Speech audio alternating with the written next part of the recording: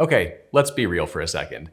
Film has been a very expensive hobby for a lot of people, and it's only going to get more expensive going forward, especially with the assumed Kodak price hike that is most likely coming into effect today, March 1st, 2023. My studio mates and I have all been conscious of this in the last 2 years that we've been shooting film, and we've taken a lot of measures to try to make it as affordable as we possibly can. So today I want to share some of those things that we've been doing with you to hopefully make film something that is still accessible in 2023. First things first, this is probably the best thing that you can do is get a Film Supply Club membership. Basically, it is a monthly fee that you pay to become a member at Film Supply Club, and in exchange for that fee, you get access to discounted prices to film.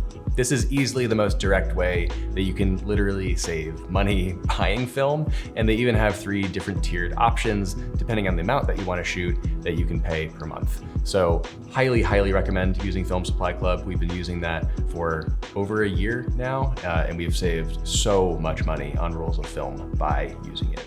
Another way to save costs while shooting film is by developing your own film. Now, this is something that we all started doing in Creative Club about 1.5 years ago, and it was a really cost-effective way of developing all of our film.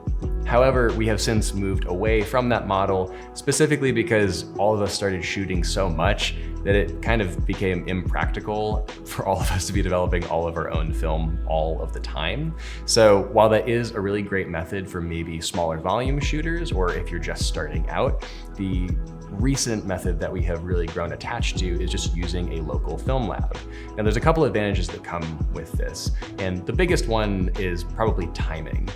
We don't have to really wait that long to get our negatives back, which is incredible. We can drop them off and pick them up ourselves, and we also save on shipping costs, which can add up after a lot of orders shipping to and from a film lab.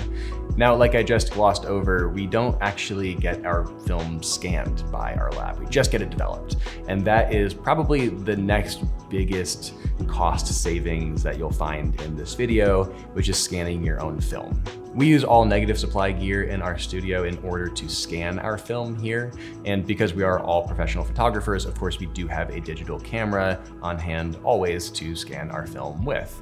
Assuming that you are a photographer as well, you probably already have the biggest part of that puzzle, which is a camera and a lens in order to scan. So investing a couple $100 into a basic negative supply scanning kit is honestly a really good investment, because if you do the math, you end up spending the same amount that you would buying a negative supply kit that you would on the first maybe 15 or 20 rolls of film that you're sending out to get developed and scanned by a lab. So in that case, I think you need to make more of a judgment call for yourself. If film is something that you're really serious about, it totally makes more sense for you to get a self-scanning DSLR scanning style kit from Negative Supply or any of the other brands out there that make a DSLR scanning kit. And you'll definitely see a lot of cost savings if you end up putting the time in and scanning all of your film yourself. Some other alternatives to just reducing the cost of shooting film is shooting more black and white film, because color film right now is really the thing that is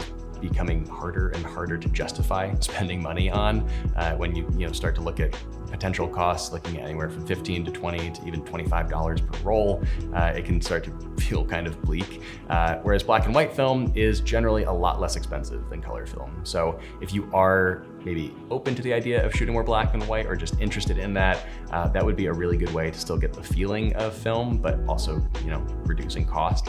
And if you're looking for any inspiration on black and white film photographers, a recent favorite of mine is a fellow YouTuber named Kyle McDougall. He makes some incredible landscape imagery on black and white. Honestly, I'm more of a color shooter myself, but when I see Kyle's work in black and white, I honestly feel really excited about shooting more black and white film. So go check out his work if you need a little bit of inspiration for black and white. Lastly, you could also consider getting a half frame camera.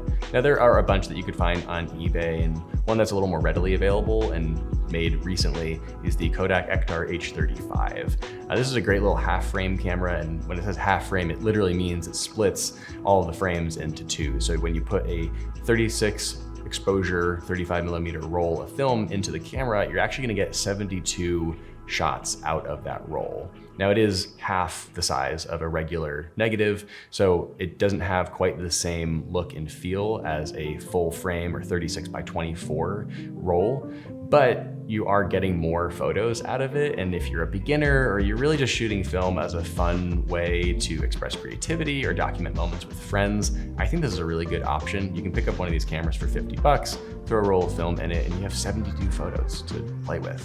It also has a built-in flash too, which I think for like a little maybe pocket camera that you bring out to parties or just like nighttime events, it could be a really fun way to just document your life. I feel like you're getting the experience of film without needing to pay for as many rolls of film. So that's just another option for people that are maybe just starting out in film or just want a way to feel like they're getting more shots for the amount of money they're spending on a roll.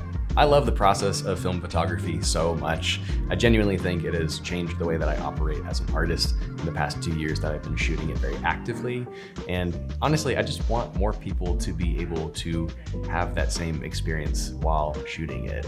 It bums me out that it's getting as expensive as it is, and it bums me out that I'm probably gonna end up shooting less of it because of that. But my heart in making this video in the first place was really just to share some potential ways that you could make film a little more affordable for yourself and still get the joy of shooting it in 2023. Thanks so much for watching, and I will talk to you soon.